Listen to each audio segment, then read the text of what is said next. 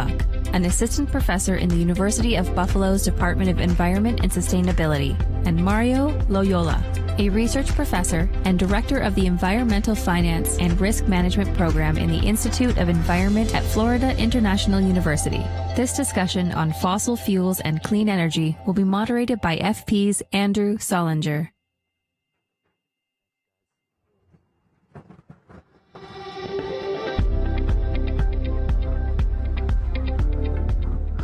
Good afternoon, everyone. Again, trying to fight the post-lunch blues. Good afternoon, everyone. So thanks for staying with us. Some really interesting discussions on the energy transition, and we're going to continue that right now with Mario Loyola and Holly Jean Buck, both brilliant academics. And I've got some bad news for you. We were billing this as a head-to-head debate, and it turns out Mario and Holly agree on a lot of things, unfortunately. We've resolved everything. And we solved everything. And what we agree on is that we are in the midst of a vital energy transition. It is something that we are, and we talked about this at the top of this discussion with Dr. Barral, and through all of these discussions, it's in our midst right now. The nuance in here, and what we're going to discuss and unpack right now in the next 20 minutes, is the speed of that transition and how we undertake it.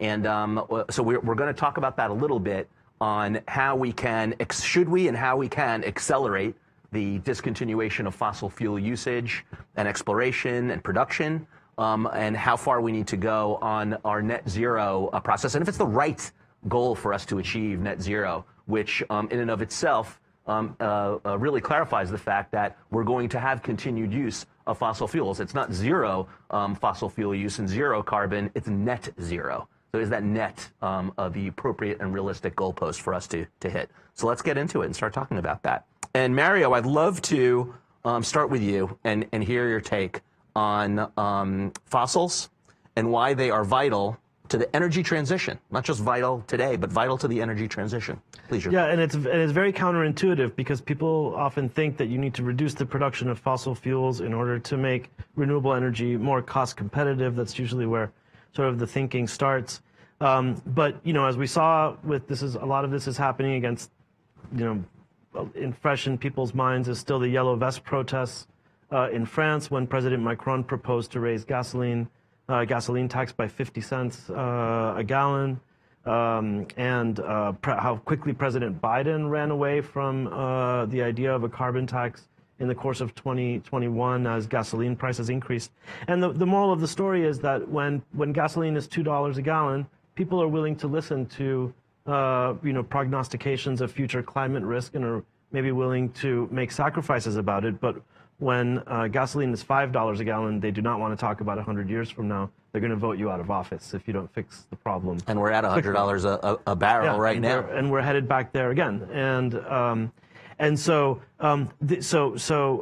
constricting the supply of oil has the impact of raising, even just a little bit, has the impact of raising prices a lot.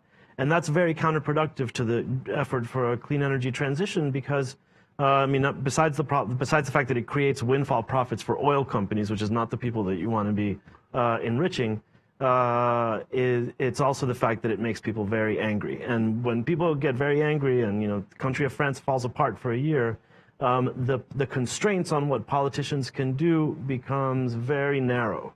And so investments that politicians would like to make and might be able to make in clean energy become very narrow. And that's an important factor to contend with. Very good. Thank you for helping us understand that a bit more. Holly, in your book, Net Zero is Not Enough, you argue that net zero rhetoric might lock the planet into a permanent condition where fossil fuels continue forever, reinterpreted as part of sustainable carbon management.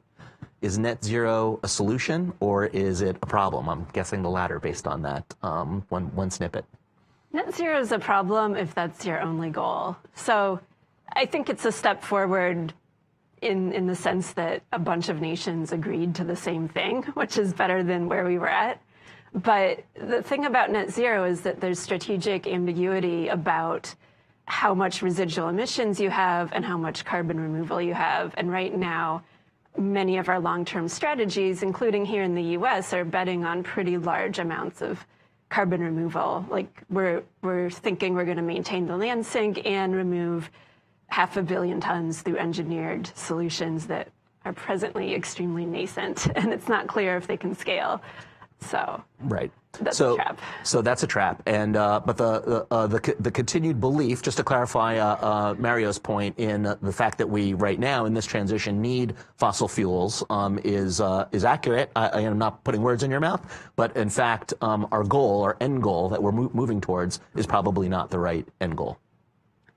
Yeah, we need an end goal of phase out, and we need it to be a managed decline and a planned phase out, not a chaotic, unmanaged decline, because neither businesses nor communities want that. Right. Okay, great.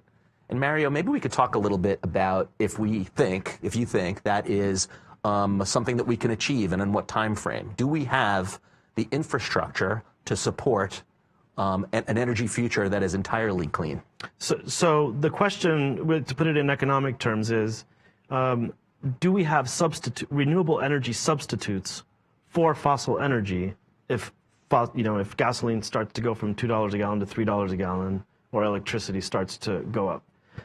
And what are the obstacles to that? We don't, and there are major obstacles to rolling that out, and there are physical factors that limit how much renewables you can actually deploy on a grid and still maintain a stable grid. And so I'll try to touch on each of those. But the major factor that I see, and it's a major factor in every industrial economy that the European Union is starting to get very involved in, directives on this front, is the red tape that's involved in permitting and environmental impact assessment for these renewable energy projects. And just to give you a sense of what the scale of the problem is here, the Princeton Net Zero, to name one example, the Princeton Net Zero study talks about that we need 500 gigawatts of new solar capacity for a clean energy transition.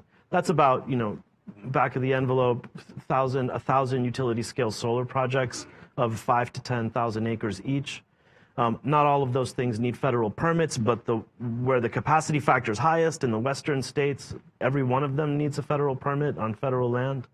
And the entire federal government is capable of producing this process. First of all, is so risky to project developers that only people who are willing to lose $25 or $30 million in the hope of making much more exorbitant returns, which is a premium that they pass on to consumers, by the way, right? So the cost of capital is much higher than it would be if it wasn't for all this red tape.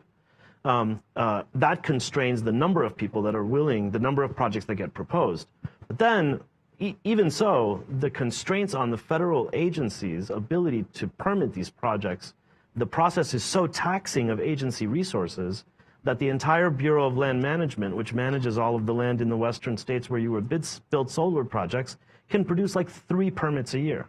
And 1,000 utility scale solar, math is not my forte, but if you need these things to be operational by 2035, they have to have their permits in time to build, right? Which means that they need to get permitted by 2030, 2023 to 2030 to get 600 or 700 permits. When BLM is producing 3 permits a year, we are not on track for success here. So that's a problem that we'll need to talk about overcoming.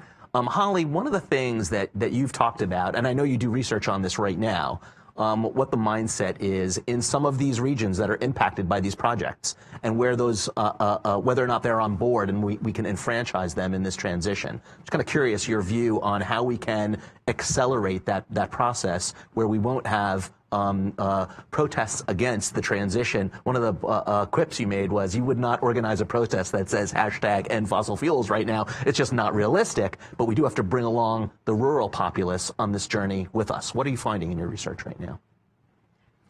Yeah, so, a lot of people support clean energy. They want to go green. That means different things to different people, but they're on board with the idea of energy independence, energy security, but they want to feel like they have choices. They don't want somebody telling them at a national level, this is the way. And they want to see real benefits from these projects on the ground. They don't want to feel like they're just, a stop on the way to somebody else's energy future. Right. So you're actually a sociologist, not an energy expert per se, although you've brought yourself up to speed quite nicely, it seems, on energy.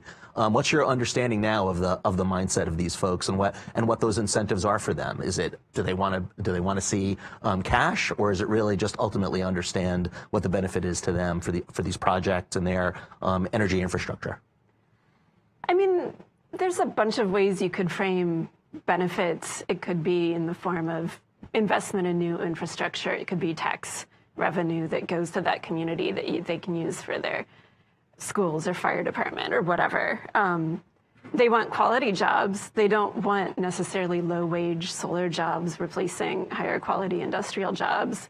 Many places they would like union jobs with prevailing wage and project labor agreements and those kinds of things. Right, understood. And Mario, where have you seen, let's take this to the global level. You mentioned Gilets jaunes, the protests in France. What countries, regions, what have you seen globally that seems to be working in this regard in terms of permitting reform and trying to make change so we can make this transition more expeditiously? Sure. Well, so one thing that I have seen is that in the European Union appears to be much more aware of this obstacle to renewable energy permitting than the political class in the United States. We've had a permitting reform in a recent bill back in May in the United States. A permitting reform effort was defeated as part of the Inflation Reduction Act last year, incidentally, by the Progressive Caucus, which is an issue I want to come back to. But in the European Union has started to hand down directives that require member states to accelerate permitting of renewable energy infrastructure projects. And what that has meant in practice is to actually dramatically reduce the ability of local opposition to block projects. So in the United States, part of the reason why, with the possible exception of Japan, the United States has the world's most cumbersome system of permitting and environmental review for these infrastructure projects. And part of the reason is that the system has evolved to really amplify small pockets of local opposition and often elevate local opposition over national policy priorities. We see this, by the way, even in the current administration, which is supposedly committed to clean energy deployment as a matter of priority. The rate at which the Biden administration is permitting renewable energy capacity is lower today than in the last year of the Trump administration. And that's a really incredible fact to me, because in the Trump administration, I was in the Trump administration. The Trump administration attitude towards renewable energy ranged from agnostic to hostile. But because the administration was focused on accelerating these processes and cutting through red tape, the beneficiary of the permitting reforms that we put in place in the administration, the main beneficiary turned out to be renewable energy projects, which have suffered comparatively under the Biden administration. And so I think this really highlights what I think is, to look at the two sides of the coin, the fossil and renewable energy coin, it's really important that we accelerate the pace at which renewable energy is available as a substitute for fossil energy. That's number one. And number two, there's another thing that I want to highlight, which is the physical limit on how much renewables energy you can deploy on a grid and still maintain a reliable grid. Because the experience of California suggests that that's 30% renewable energy. They've got so much solar power in the middle of the day that they have to do curtailments and pay Arizona to take it off their hands. And they're still on the verge of blackouts at night. And if you go to 50, it's just impossible to go to 50% or 60%. Why? Because solar and wind power during the day is totally unpredictable, whereas demand has a more predictable curve, and you need to have dispatchable sources that you can dial up and down to complete that, to meet that demand throughout the day. Dispatchable sources today means either fossil energy or nuclear energy. Now, that is a very simple and elegant solution, is to just build 200 new nuclear plants. And now you would really get to not just net zero, but actual zero. But there's one thing that Senator Bernie Sanders hates more than the Vietnam War. It's nuclear. So Spicing it up now with Mario. We have some questions. Before we go to those questions from our digital friends and folks who are watching online, please, if you have any questions, raise your hand. We'll try and bring them in. I do want to first, though, come back to you, Holly, for a quick moment. One of the things that you mentioned is our need to move faster, and we need to do that in a way that's more than just trying to cram it through. There's no real agency for adaptation, you were saying. What are some of the things we can do organizationally from a government perspective to try and accelerate the pace of change? Yeah, so one is we don't really have planning capacity that's multi-scalar. We have these great local towns doing their climate action plans, but they need to be in dialogue with the federal government. They need to understand how to access money from the Bipartisan Infrastructure Law or the Inflation Reduction Act. It's just complicated for a small town or sometimes a tribal nation to access those funds. But on this permitting reform point too, I mean, we muddle up a bunch of stuff when we talk about permitting reform. Transmission planning is one thing. We have, like 2 terawatts in the interconnection queue. We need to deal with that. That's a manufactured problem that's, because of the way we have set up that system for fossil fuels and not renewable interconnects. And there's some fixable things like that. But the solutions can be actually kind of mundane, like staffing up permitting agencies. It's not a flashy thing to talk about, but that's big part of the solution. That's a potential solution as well. Yeah. I think it's very flashy. Claire, why don't we hear a question from our folks online? Thanks very much. Matthew in Washington, D.C. is wondering, what's the justification behind ongoing subsidies for the fossil fuel industry while we're trying to, incentivize the transition to clean energy? And this could be part of the political conversation you were talking about earlier. Yeah, I think this is a very controversial thing. I think the subsidies that Matthew is talking about are like investment depreciation rules and investment tax credits. Again, let's say that we remove all of these so-called investments, and there's a debate whether they're subsidies. And there's a debate whether that's what they really should be called.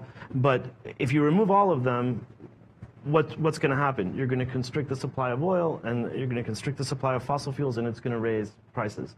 Now, again, this is a very, in environmental. I teach environmental law. It's a basic principle of environmental law that we want any activity that produces pollution to internalize the externality of the pollution that it's imposing on society. And so when you look at something like fossil fuels and you say, well, this produces carbon or other pollutants, this has a social cost, we want to, whether by some tax or some other mechanism, we want to seek to internalize that cost. The fact remains, however, that however you regulate that, and I mean the social cost of, just look at the Biden administration's effort to put a figure on the social cost of carbon.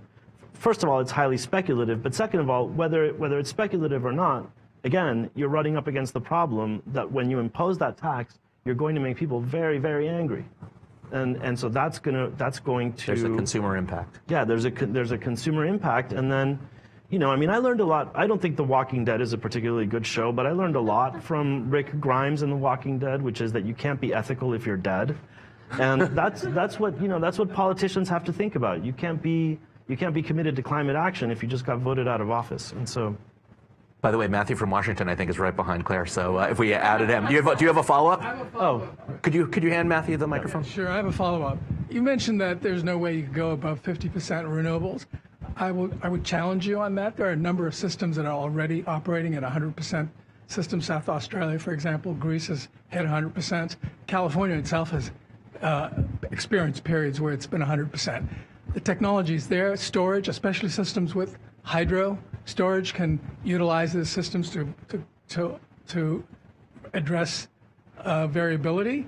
I think the idea that renewables can't meet more than 50% is a fallacy, and it should not be fostered. So I think that I have to disagree with you. First of all, I would like you to try to go sell a community in California on the idea of a pumped storage hydropower project.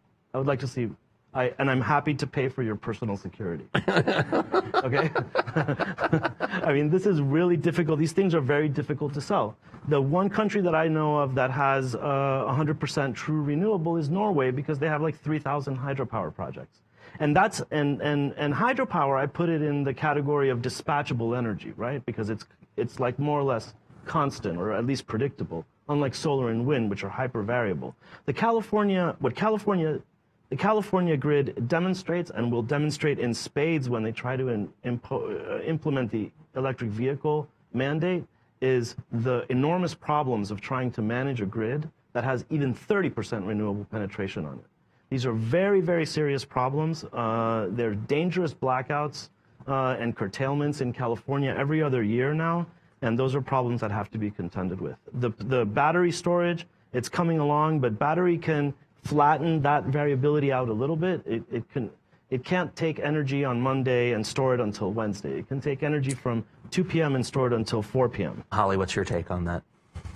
We're at the beginning of this transition. It has a long way to go, and I don't think we can extrapolate the final form from just what we've seen at the beginning. Right. It's going to take a little time to work its way through. One of the things we discussed is international examples. We were talking, I believe I just heard Mario, cite the Nordics. I know you don't like that example because they're so small and rich as they stand right now. Are there any international examples? I fail to turn to you with that you've been able to uncover that you would look towards, of who does it well as a shining light for the U.S. Well, now can I not talk about the Nordics? Sure. Don't talk about the Nordics. Because Denmark has actually done a really good job with offshore wind, bringing in community ownership of some of these facilities, and I think that's the way to do it. Right. Okay, great. Mario, does Denmark seem like a good example for us to follow as well? Actually, Denmark is a very good example of something the United States should seriously consider doing, which is consolidating all of its environmental laws into one statute with a single permitting agency and a single permit application. That could actually, that would solve an enormous problem that we almost haven't talked about, which came up a little bit. The problem of financing, it's going to be at the COP, is the problem of private financing. The renewable transition cannot happen only on the basis of public financing. You have to make these projects show a return on investment and open them up for private financing, and you can't do that as long as the permit application is as risky as it is today. You have to make this process predictable so that you can open it up to private financing. Thank you, Denmark. An excellent example for us to end and conclude and agree on. Thank you so much for taking that to the folks here. Thank you for your interactions with the audience. Matthew, Mario, Holly. Thank you very much. Next, please welcome to the